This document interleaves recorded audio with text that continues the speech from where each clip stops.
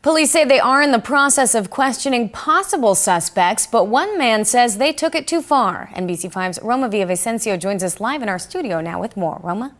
That's right, Natalie. William Nelms says he's angry and frightened that police handcuffed him and questioned him in front of his house on 10th Street. William Nelms from Medford, still reeling from the shock of what he says happened to him Wednesday afternoon. I stepped out my front door.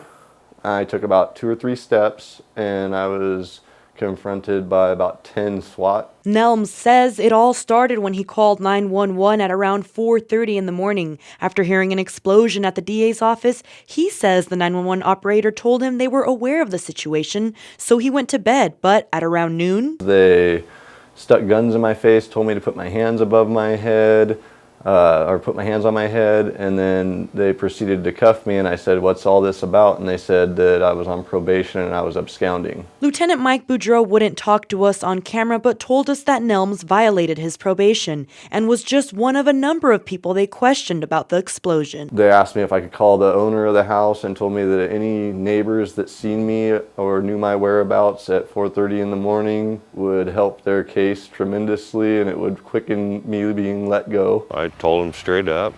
I saw him at about 4:30 on his back porch, and they said that was fine and it was all over. Raymond Smith, who owns the house Nelms lives in, says he feels singled out. I got a little uncomfortable.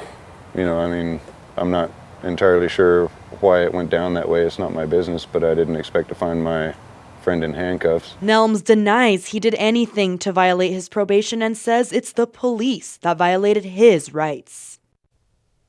Police say it's important to let them do their job and to cooperate with an investigation.